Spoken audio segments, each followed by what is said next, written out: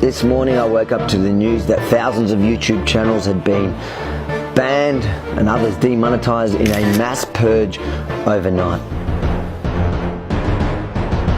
So naturally I jumped online to check if my channel survived the purge. To my surprise, it was still there. But my channel itself has now been fully demonetized. It's a bummer for me. YouTube has been one of the main income sources that I've relied on to be able to do my work. Now suddenly overnight, it's gone.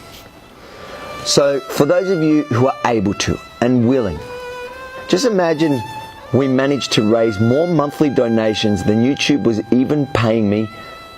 That would be the ultimate middle finger, showing them that they can't blackmail us into submission. And here I was just starting to enjoy YouTube. But don't give up hope. I promise you that in the near future something will send the current social media giants into obscurity. That's a promise, is it? Sounds like a threat. Like the one about suing Comedy Central and ending Jim Jeffries' career, or the one about confronting Mark Zuckerberg at Facebook head office. Remember them? His clickbait title for this vid is, "Why is YouTube now treating me like a Nazi?" He's been in Britain for a few weeks, helping Tommy Robinson lose the MEP election, one of the few things he's actually qualified through experience to do, along with pretending what he does is journalism.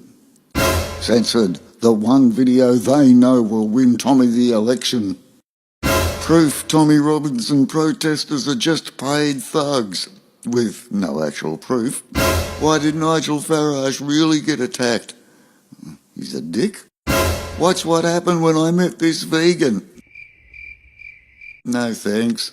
The reason Harvey popped up on our radar in the first place was because he attracted the support of the potatocracy. Ironically, former neo-Nazi Idiot Boy and current neo-Nazi Showman Bogus were first to publish their message of support, even though that's not Harvey in the photo, that's his brother Maniwax and their father. They've both turned on him since, of course, but he was able to pull some of their followers to his protest against African crime and subsequent stunts. We've followed his attempts at political shenanigans with the Australian Liberty Alliance, aka Yellow Vests Australia, aka Rich Lady from Perth, and with less interest his bromance with Tommy Robinson and his trips to Britain where they bought the lie that he's some kind of journalist. He's not really a patriot in the Flagwit sense. He's a dual citizen who served in another country's army and is just as likely to be waving an Israeli flag as an Aussie flag. Spudlanders reckon you can't trust a bloke like that, even though he invokes the name of the UPF in his latest vid called "Remember When I Warned You About Censorship?" Let's be clear though. The UPF never incited violence. Well, the UPF was never charged with inciting violence. He's referring to the Bendigo Three, who are UPF members, and they weren't charged with inciting violence either. Everything else he's going to say here is just as untrue. The leaders were once charged with offending Muslims. They weren't charged with offending Muslims. They were charged with making a video intended to incite severe contempt for Muslims among their own followers. Nothing to do with what he just said there. The comments on the original post prove that it did in fact incite a poisonous torrent of severe contempt, outright hatred and vicious abuse.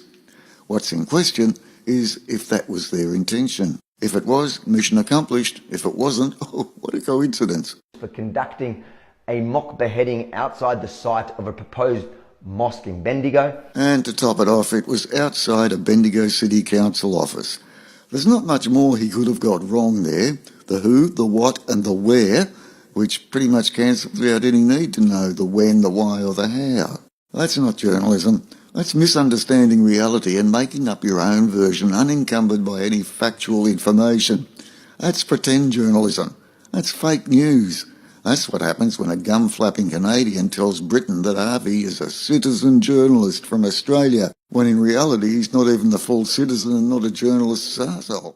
He's a dual citizen, or half a citizen, and he is to journalism what Einstein was to soccer, or what Mahatma Gandhi was to duck shooting, or what Sir Robert Helpman was to arc welding, or what Chairman Mao was to McDonald's. You getting my drift here?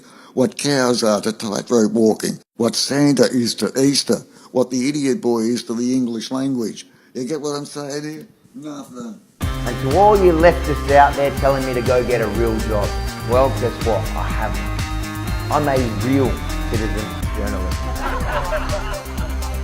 That's TR.news, and you guys should check us out sometime instead of blindly following the fake news at The Guardian and Vox.